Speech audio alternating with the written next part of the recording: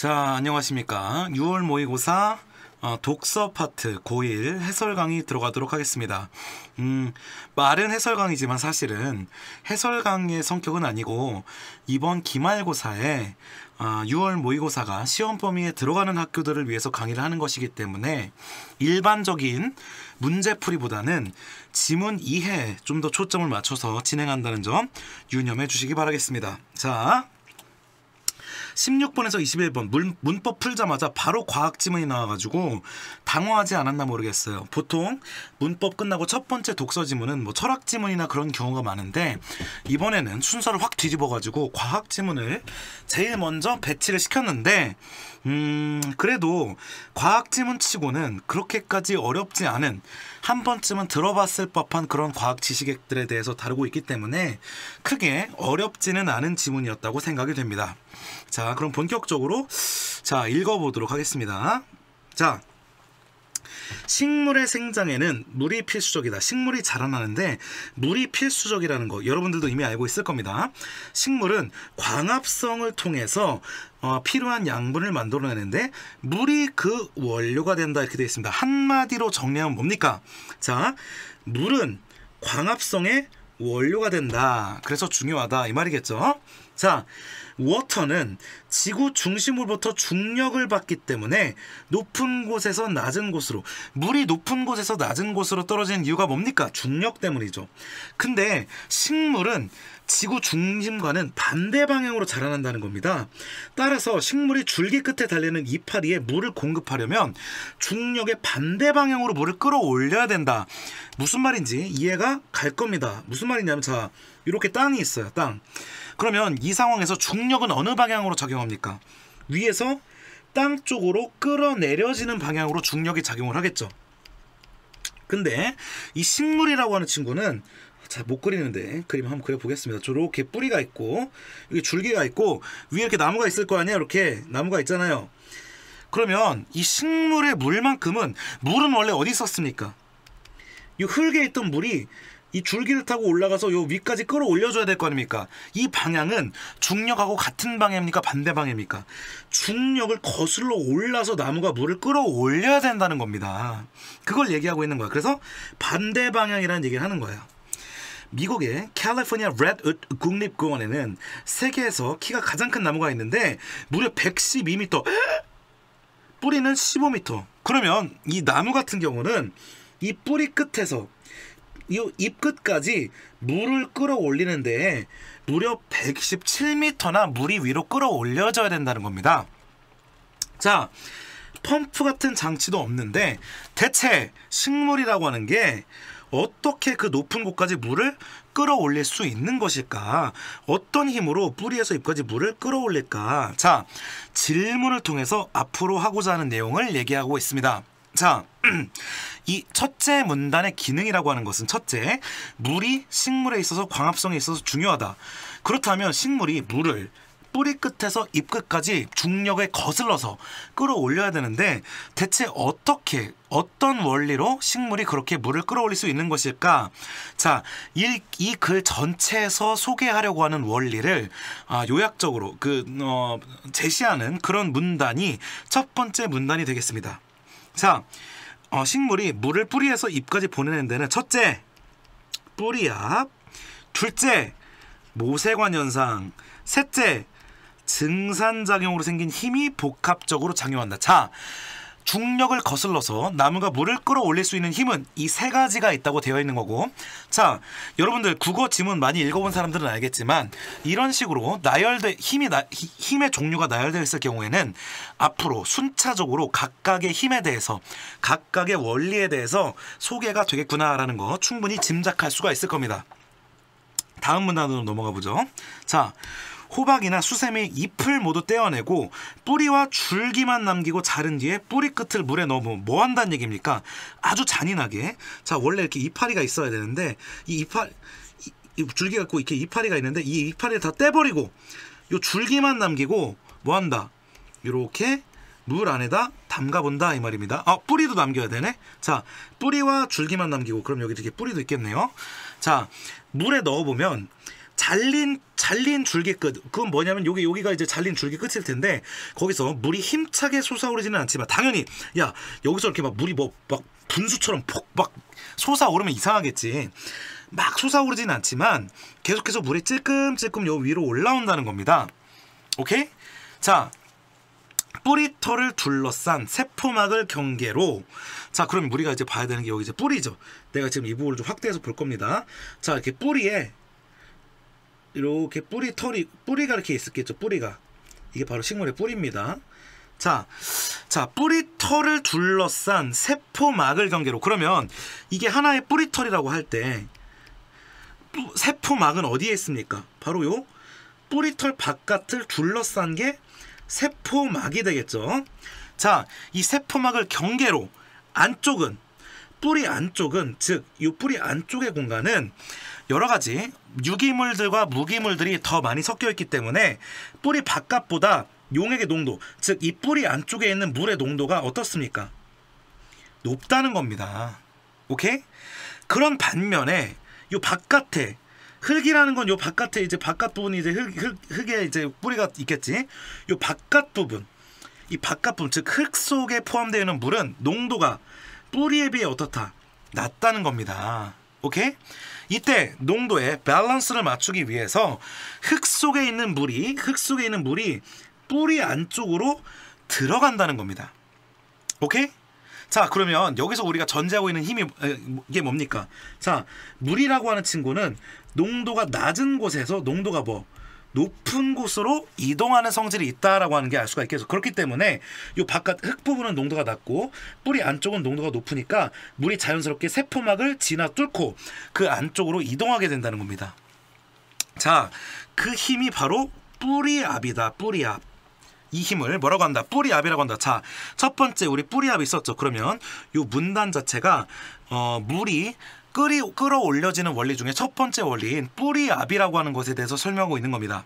즉 뿌리압이란 정의해주고 있죠. 뿌리에서 물이 흡수될 때 밀고 들어오는 압력으로 물을 위로 밀어 올리는 역할을 한다. 무슨 말이냐? 자, 이렇게 뿌리가 있을 거예요. 뿌리. 그리고 이게 이제 흙에 파묻혀 있죠. 흙에 파묻혀 있죠. 근데 이 농도 차이 때문에 흙에서 이 뿌리로 물이 들어온다는 겁니다. 자, 그러면 여기 있는 물은 어떻게 되겠어? 바깥에서 물이 들어오니까 물이 위로 밀어 올려진다는 겁니다. 오케이?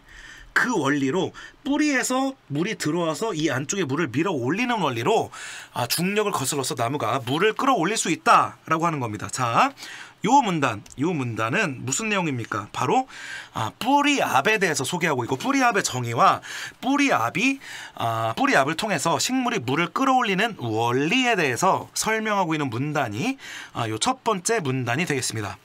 첫 번째가 아니라 두 번째 문단이 되겠습니다. 오케이?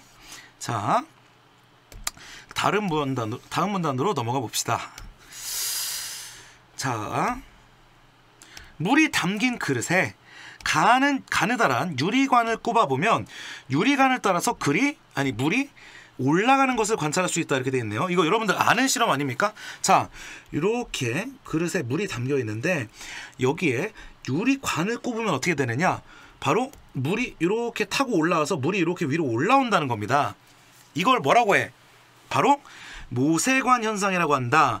이거 들어봤죠? 여러분들 무슨 휴지나 수건에 물이 적셔지는 것도 이 모세관 현상 때문이라고 하잖아.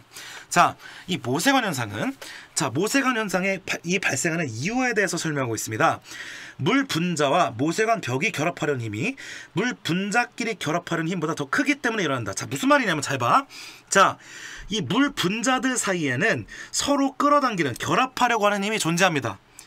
자, 또한 어떤 힘도 존재하냐면 물은 이런 벽이 있을 때 이 벽에 붙으려고 하는 접착력, 붙으려고 하는 성질도 존재한다는 겁니다. 자, 근데 물의 경우에는 서로 물 분자끼리 끌어달리는 첫 번째 힘과 물이 벽을 만났을 때 들러붙는 접착력 중에서 무엇이 더 크다고 하는 겁니까?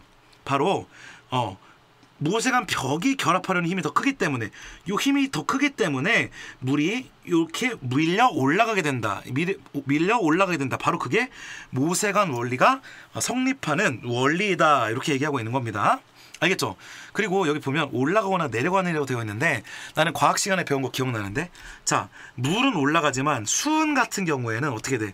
수은 같은 경우에는 수은끼리 결합하려고 하는 성질이 타고 결합 이 접착력보다 더 크기 때문에 수은 같은 경우는 이렇게 관을 꽂으면 오히려 이렇게 밑으로 수은이 내려가거든.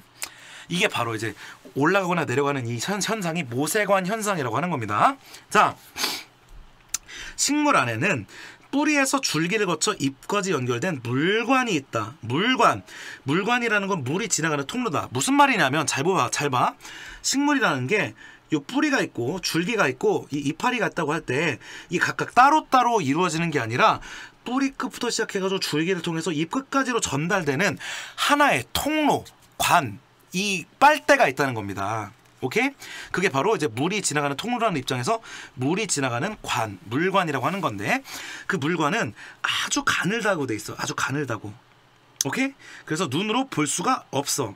그러면 아까 내가 여기 안 읽은 부분이 있다. 관이 가늘어질수록 물이 올라가는 높이가 높아진다. 자, 이건 왜 그럴까? 이게 무슨 말이냐면 잘 봐봐. 물이 담겨 있는데 이렇게 물이 찰랑찰랑 담겨 있는데 가느다란 관을 꽂고 넓은 관을 꽂아. 이때 밀려 올라가는 물의 높이가 각각 다르다는 거야. 가느다란 관은 물이 높이 올라가는데 이 넓은 관은 물이 좀 덜 높이 올라간다는 거야. 그래서 관이 가늘수록 물이 높이 올라간다. 이건 왜 그런 겁니까? 이건 너무 간단하지. 생각해보면 금방 나옵니다. 자, 지금 여기 보면 벽은 지금 똑같지. 벽의 면적은 지금 똑같단 말이야. 그러면 물이 벽에 붙으려고 하는 힘도 똑같이 작용을 할 텐데 문제는 이 가는 관은 그만큼 끌어올려야 되는 물의 끌어올려야 되는 물의 무게가 작은 반면에 이 관이 넓은 경우에는 똑같이 벽이 있지만 물이 더 이렇게 끌어올려야 되는 물의 무게가 더 많기 때문에 당연히 작은 관에서 더 많은 물을 끌어올리게 되는 겁니다.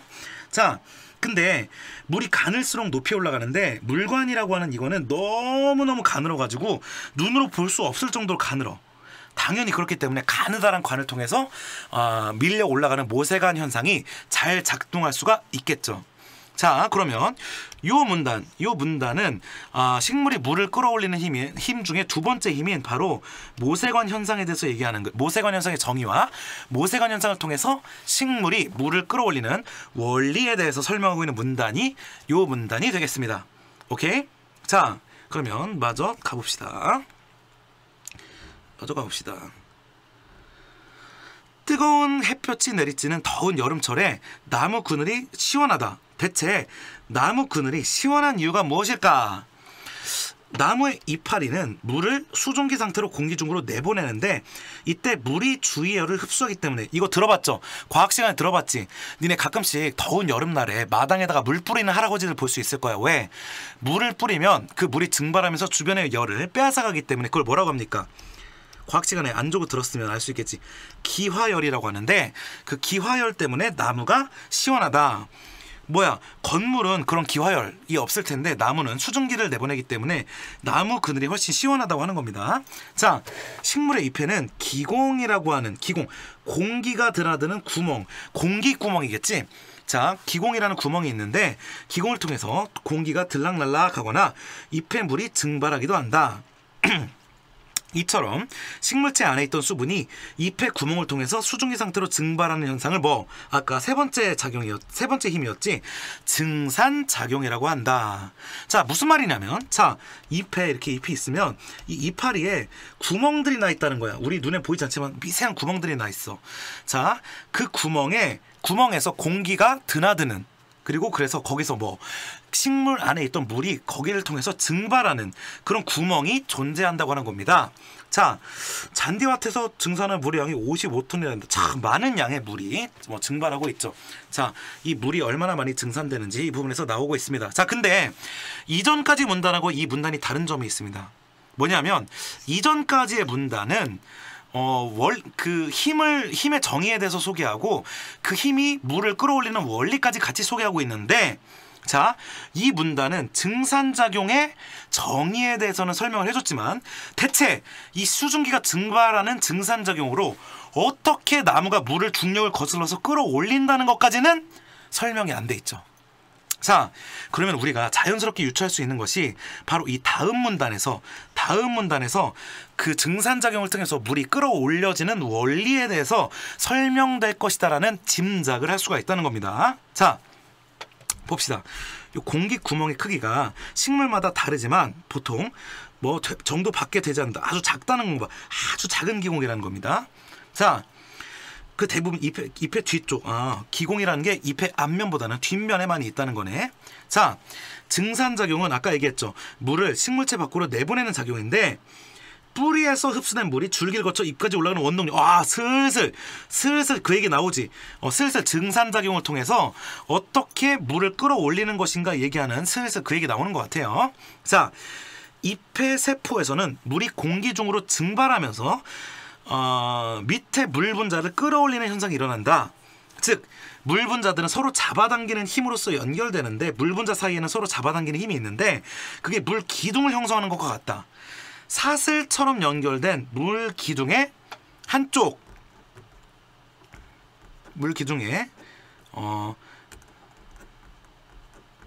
한쪽 끝을 이루는 물 분자가 잎의 기공을 통해 빠져나가면 아래쪽 물 분자가 끌어올려지는 것이다. 나 이거 무슨 말인지 알 것 같아. 무슨 말이면 잘 봐. 뿌리가 있고 줄기가 있고 이렇게 잎이 있고 여기 끝에 잎이 있는데 아까 뭐라고 했냐면 아까 물관이라고 했지. 아까 물관이 있다고 했었어. 물관. 뿌리에서 줄기를 거쳐 잎까지 열렸는데 물에 통로가 있다 그랬어.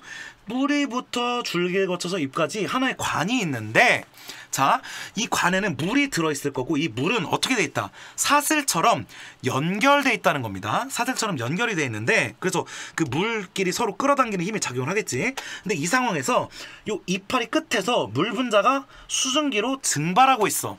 자, 그러면 마치 이 물 분자가 여기서 안녕 하고 날아가니까 물 분자끼리 서로 끌어당기는 힘이 있었을 거니까 이 아래에서 어떻게 끌어올려지는 힘, 마치 위에서 물 분자가 날아가면서 잡아당기는 것처럼 아래 요 물관 속에 있는 물들을 끌어올리는 힘이 작용을 한다는 거야. 바로 그게 요 증산활동, 이 증산작용을 통해서 이 물관 속에 물을 끌어당기는 원리가 되는 겁니다. 오케이? 자, 증산작용에 의한 힘은 잡아당기는 힘. 그렇지. 요 위에서 물을 이렇게 잡아당기니까 식물이 물을 끌어올리는 요인 중에서 가장 큰 힘이다. 지금 힘이 3개가 나왔었지. 첫째, 뿌리압. 둘째, 모세관 현상. 셋째, 증산작용. 뿌리압은 뭐였어? 농도 차이로 인해서 물이 이 안쪽으로 들어가고 그래서 이 물을 밀어올리는 게 뿌리압이었고, 두 번째 모세관 현상. 이 줄기를 타고 가는 관을 타고 올라가는 힘이 모세관 현상이었고, 세 번째 이파리에서 물이 증발하면서 물을 끌어당겨주는 그런 현상이 증산작용이었는데 이 세 가지 작용 중에서 어떤 힘이 제일 크다? 바로 이 증산작용이라는 힘이 제일 크다라는 걸 알 수가 있고, 지금 보니까 뿌리압은 뿌리에서 진행되는 거고 이 모세관 현상은 줄기의 물관에서 진행되는 거고, 바로 이 증산작용은 잎에서 끌어당겨지는 거기 때문에 바로 뿌리, 줄기, 잎 세 군데 모두에서 물을 끌어당기는 힘이 작용한다. 뭐 이렇게 정리를 할 수가 있겠습니다. 그래서 이 본문은 나무가 중력을 거슬러서 물을 끌어올리는 세 가지 힘, 그것의 정의와 원리에 대해서 설명하는 아주 흥미로운 글이 되겠습니다. 자, 문제 풀어봅시다. 윗글의 내용과 일치하지 않는 것은 1번, 식물의 종류에 따라 기공의 크기가 다르다. 이미 나왔었습니다. 아까 나왔었지. 기공의 크기가 식물의 종류에 따라 다르다. 기공의 크기는 식물 바이 식물. 1번은 너무나도 맞는 선택지가 되겠습니다. 자, 2번, 식물의 뿌리압은 중력과 동일한 방향으로 작용한다. 이 뿌리압 얘기했을 때 뿌리압은 뿌리로 물이 흡수되는 압력으로 물을 위로 밀어올리는 힘. 그러면 땅이 있고 나무가 이렇게 있다 하면 뿌리압은 어떤 방향? 물을 끌어올리는 힘으로 작용되는 게 뿌리압이겠죠. 근데 중력과 동일하고, 중력은 어디로 작용하니? 밑땅 쪽으로 작용하지. 그러면 뿌리압과 중력은 같은 방향이야, 반대 방향이야? 동일한 방향이 아니라 반대 방향이 될 것이기 때문에 2번은 틀린 선택지가 된다 이 말입니다. 자, 2번 벌써 답 나왔네. 3번, 식물이 광합성 작용을 하기 위해서는 반드시 물이 필요하다. 이 글 첫머리에서 물이 광합성의 원료, 원동력이라고 하는 부분이 맨 처음에 나왔었죠. 자, 뿌리에서 잎까지 물 분자들이 뭐 물관이라는 걸 따라서 쭉 사슬처럼 연결되어 있다. 이 글에서 당연히 나와 있습니다. 5번 물관 안에서 물 분자와 모세관 벽이 결합하려는 힘. 그렇지. 그게 벽에 달라붙으려는 힘. 이게 뭡니까? 이걸 통해서 무슨 현상? 바로 모세관 현상에 대한 설명이 되므로 5번은 맞는 선택지가 되겠습니다. 너무 쉬웠고 17번 봅시다. A와 보기를 이해한 것으로 즉질하지 않은 것을 고르세요. A가 뭘까? A가 뭘까? A가 뭘까? A는 바로 뿌리압이네. A는 뿌리압이네. 자, 보기 봅시다. 삼투 현상이랑 벌써 나는 삼투 현상이랑 뿌리압이랑 관련이 있다는 거 느낌 왔어. 삼투 현상이라는 거는 농도가 낮은 곳에서 높은 곳으로 이동하는데 선택적 투과성 막을 통해 이름 어려운데 찬찬히 살펴보면 무슨 말인지 알 수 있어. 물이 이동하는 현상인데 일단 투과성이라는 건 뭐겠어? 투과되는 성질을 갖고 있다는 거지. 물이 이동하잖아. 물이 통과해서 이동하잖아. 그러니까 투과성일 텐데 선택적이라는 건 뭘까? 이동하는 게 있고 안 하는 게 있다. 그 말 아닐까? 자, 이때 물이 이동하는 힘을 삼투압이라고 하며 이 힘은 용액의 농도에 따라 비례한다. 그러면 무슨 말이겠어? 농도가 높으면 삼투압도 커진다. 그게 바로 비례관계라는 게 되겠죠. 자, 삼투 현상의 예로 배추를 소금물에 담그면 소금 입자는 이동하지 못하고 이게 바로 선택적이겠네. 소금 입자는 이동 못하는데 물은 이동하지. 그래서 선택적인 거겠지. 물이 소금물 쪽으로 이동하여 배추가 절여지는 것을 들 수 있다. 자, 이렇게 돼 있네. 자, 풀어봅시다. 1번 뿌리털을 둘러싼 세포막. 이렇게 뿌리가 있고 이 뿌리털이 있고, 자, 요 바깥에가 세포막이 있다고 했었고, 그리고 바로 이 여기서 농도의 차이로 인해서 흙의 물이 뿌리 안으로 들어간다고 했었지. 그럼 이 세포막이 선택적 투과성 막의 역할을 하는 걸까 못하는 걸까? 하는 거겠지. 왜 투과되겠어? 물이 여기로 들어가니까. 근데 여기서 다른 것들도 막 들어가니? 여기서 흙도 들어가고 지렁이도 들어가고 벌레도 들어가고 다 들어가? 아니지. 물만 선택적으로 이 안으로 들어가고 있으니까 선택적 투과성 막의 역할을 하고 있다고 보는 겁니다. 자, 2번 소금물에 자, 지금 어떤 상황이냐면 여기 바깥에 소금물이 있고, 그리고 여기에 배추가 지금 절여지고 있어. 배추가 좀 이상하긴 한데, 자, 배추가 절여지고 있어.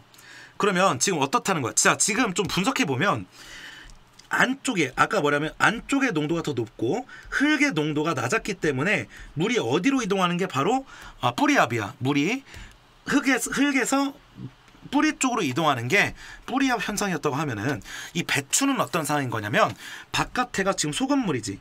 그러면 배추 안쪽에 있는 물의 농도보다 바깥에 있는 소금물 농도가 더 높기 때문에 이 경우에는 식물 안쪽으로 물이 들어가는 게 아니라 배추에서 물이 바깥쪽으로 빠져나와서 배추가 수분을 잃고 너덜너덜해지는 게 그 배추를 절이는 원리가 되겠지.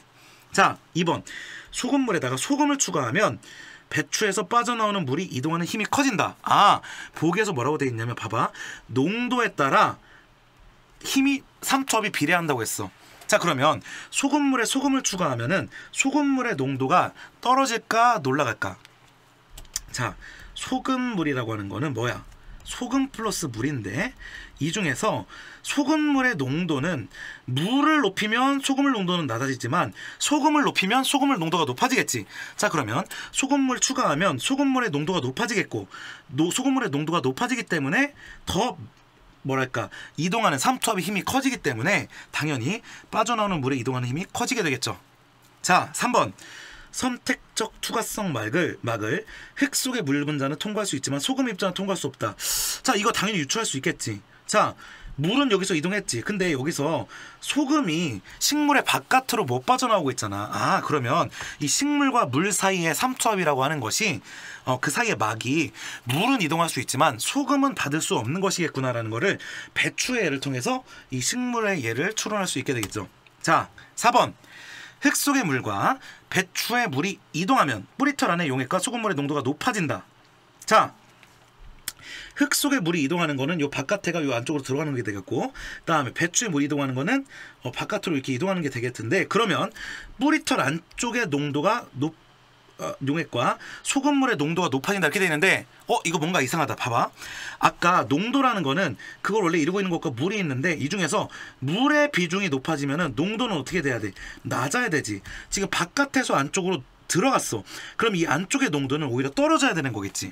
마찬가지로 배추도 이 배추에서 바깥으로 물이 나가면 소금물 자체의 농도는 묽어질 거 아니야. 그러니까 농도가 어떻게 되겠어? 낮아져야 되겠지. 그러니까 당연히 이걸 높아진다는 거를 낮아진다라고 고쳐야 되기 때문에 답이 4번이 된다 이 말입니다. 오케이?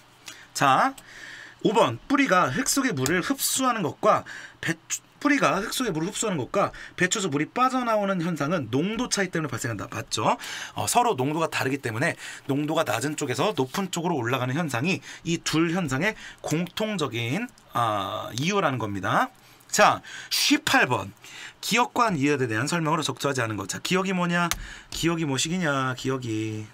자, 기억이 모세관 현상이네. 이유는 뭡니까? 증산작용이 되겠죠? 자, 봅시다. 이 모세관 현상은 관의 지름에 따라 물리 오파하는 높이가 달라진다. 아까 맞았지? 관이 가늘수록 물이 더 높이 올라간다고 했으니까 맞는 게 되겠고, 니은이 일어나면 증산작용이 일어나면 물이 식물체 밖에서 빠져나와서 증발하면서 주변의 온도를 낮춘다. 맞는 게 되겠죠. 3번 모세관 현상에 의해서는 물의 상태가 바뀌지 않고 증산작용에 의해서는 물의 상태가 이거 맞는 거지. 왜? 모세관 현상은 물이 상태가 바뀌는 게 아니라 그냥 물이 올라가는 것뿐이야. 근데 증산작용은 물이 뭘로? 수증기로 기화하는, 물의 상태가 물에서 공기로 바뀌는 현상이기 때문에 당연히 3번 선택지 맞는 게 되겠고요. 4번 모세관 현상으로 물을 밀어올리는 힘이 증산작용으로 물을 위에서 모세관 현상을 통해서 물을 위로 밀어올리는 힘이 니은을 통해서 물을 위에서 잡아당기는 힘이 맞죠?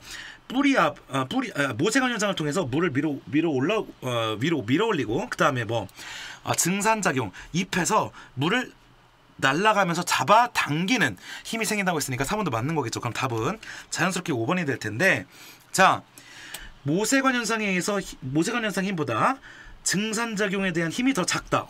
아까 얘기했었지. 힘이 세 가지가 있는데 첫째 뿌리압, 둘째 모세관 현상, 셋째 증산작용. 이 세 개 중에서 가장 큰 힘이 뭐라고 했습니까? 바로 이 증산작용의 힘이 가장 컸었는데 지금 여기서 모세관 현상보다 증산작용이 더 작다고 돼 있으니까 5번은 반대로 크다라고 바꿔줘야 되겠죠. 너무 쉽네. 자, 19번 가봅시다. 가와 같은 현상이 일어나는 예로 적절한 것은. 가와 같은 현상이 뭐냐? 가와 같은 현상이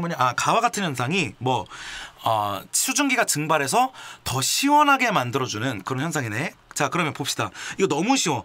피부에 알코올성을 문지를 때 당연히 이거지. 이거 너무 쉽지. 피부에 알코올솜을 문지르면 알코올이 증발하면서 열을 뺏어가기 때문에 우리 피부가 시원해지는 것이 되겠지. 그러니까 당연히 1번이 되겠고, 나머지는 전혀 관련이 없는 거고. 야, 니네 이누이트족이 얼음집 안에 물을 왜 뿌리니? 이건 아예 반대지. 이누이트족이 얼음집 안에 물을 뿌리면 물이 어떻게 돼? 고체로 얼음으로 응고가 되잖아. 응고할 땐 반대로 열을 방출하기 때문에 오히려 이걸로 안이 따뜻해지기 때문에 그렇다는 거야. 이건 완전히 반대 현상이라고 할 수가 있겠죠. 쉽기 때문에 19번 자세하게 안 하고 넘어갑니다. 자, 20번 실험이 나오네. 실험 응용에 대해서 좀 묻는 문제인 것 같은데 봅시다. 자, 가본 보자. 지금 상황 보니까 지금 잔인하게도 뿌리가 없고 잎도 없고 줄기만 남아있네. 자, 이런 상황인 거고, 자, 나번 보니까 줄기가 있고 잎이 있네. 그리고 다번 보니까 뿌리와 줄기와 잎이 완전체로 존재한다는 걸 알 수가 있습니다. 오케이. 자, 봅시다. 1번 가보다 나의 비닐 안쪽 면에 물방울이 덜 맺힐 것이다. 자, 지금 줄기에서는 그러면은 만약에 물을 끌어올린다면 무슨 현상 때문에? 자, 모세관 현상으로 물을 끌어올리는 게 되겠고, 그 다음에 나번 봐봐. 그러면 이 줄기와 잎이, 그럼 줄기에서는 모세관 현상이 작용할 거고 잎에서는 증산작용이 작동을 하겠지. 자, 그럼 뿌리에서는 뿌리압, 줄기에서는 모세관 현상, 잎에서는 증산작용. 이거는 세 가지 힘이 모두 작용하는 사례가 되겠네. 자, 가보다 나의 안에 물방울이 덜 맺힌 것이다. 물방울이 많이 맺혔다는 거는 그만큼 물이 많이 끌어올려졌다는 것이겠죠. 많이 증산이 됐다는 걸 텐데, 이 둘 중에 무엇이 더 물을 잘 끌어올리는 것처럼 보이니? 당연히 이건 힘이 하나고 힘이 두 개니까 당연히 나가 더 물을 잘 끌어올릴 건데, 나가 덜 맺힌다고 했으니까 당연히 아닌 선택지가 되겠죠. 2번 가의 용기 안에 담긴 물이 나 다보다 많이 줄어들 것이다. 이것도 아니겠지. 왜? 가보다 나 다. 그러니까 가가 덜 줄어들고 나가 더 많이 줄어들고 다가 더 많이 줄어들겠지. 왜? 작용하는 힘의 종류가 힘이 더 많기 때문에 그런 거겠죠. 자, 아니게 되겠고 4번 가나다 모두 물 분자들이 연결된 물기둥이 형성될 것이다. 아까 물기둥 바로 이 물관이라고 하는 게 뭐 뿌리부터 줄기부터 잎까지 다 걸쳐 있다고 했지. 그러면 이 여기도 물관이 있을 거고 여기도 물관이 있을 거고 여기도 물관이 있겠지. 당연히 가나다 모두 물관이 있을 겁니다. 답은 4번이 되겠습니다. 5번 가나다 모두 공기가 식물 내부로 출입하는 현상이 일어나지 않는다. 아까 공기가 식물 내부로 들락날락하는 게 뭐였습니까? 바로 기공을 통해서 들락난다고 했었죠. 그리고 기공은 어디 있습니까? 뿌리에 있습니까? 줄기에 있습니까? 바로 이파리에 있었죠. 그러면 이 나와 다 같은 경우는 잎이 있기 때문에 기공이 존재하겠죠. 근데 가는 이 기공이 없겠지만 나와 다는 존재하기 때문에 틀린 선택지가 되겠습니다. 자, 아유 문제 많다. 이번 지문이 문제가 좀 많아가지고 해설 강의가 좀 오래 걸렸는데 양해 부탁드립니다. 문맥상 A, E와 바꿔쓰기 가장 적절한 것은? 그럼 이거 본문으로 가서 봐야 되겠네. 어휘 문제는 뭐 빡세게 해설 안 해도 어차피 뭐 여러분들 중간고사에 어휘 문제는 그대로 출제가 안 될 가능성이 훨씬 높긴 하지만 한번 봅시다. 자, A 떼어내고, 이 떼어내고가 선택지에 뭐라고 돼 있냐면 삭제하고 돼 있어요. 삭제하고. 자, 호박이나 수세미 잎을 모두 삭제하고. 딱 봐도 어울리지 않죠. 다음에 B 들어온다. 이게 선택지에는 투입된다고 돼 있는데, 자, 물분자가 상대적으로 적은 뿌리 내부로 투입된다. 뭔가 이상하지. 투입되는 건 의도를 갖고 사람이나 어떤 물자를 들여보내는 걸 말할 텐데 이거는 전혀 그렇게 어울리는 게 아니고. 그 다음에 C번 꽂아보면, 여기 보면은 부착하면이라고 되어 있는데, 부착하면. 자, 꽂는다는 건 이렇게 딱 꽂는 건데, 부착이라는 건 붙이는 거죠. 유리관을 꽂는 것과 유리관을 부착하는 건 전혀 다른 의미가 돼서 C도 아닐 거고. 그 다음에 D 봅시다. D. 자, D. 기공의 크기는 식물의 종류에 따라 상이한데 이렇게 되어 있는데, 여러분들 상이하다는 말 알고 있습니까? 서로 이 다를 있자. 서로 다르다. 기공의 크기는 식물의 종류에 따라 서로 다르다. 당연히 상이하다는 어울리는 어휘가 되겠고요. 마지막 인데 끝을 조성하는 물분자라고 되어 있는데, 자, 조성하는도 안 어울립니다. 조성하는 이는 뭐겠어? 뭔가 만들고 구성하는 건데, 이거는 그냥 이루는, 그러니까 조성이 아니라 구성하는 이라고 하는 것이 훨씬 더 어울리는 그런 어휘가 되겠다 이 말입니다. 오케이? 자, 그래서 요 과학 지문은 식물이 물을 끌어올리는 원리에 대한 거였고, 크게 어렵지는 않은 지문이었기 때문에 여러분들이 만약에 이 지문이 시험에 나온다면 충분히 풀어낼 수 있을 거라 믿어 의심치 않습니다. 자, 그러면 요 지문 강의는 이것으로 마치도록 하겠습니다.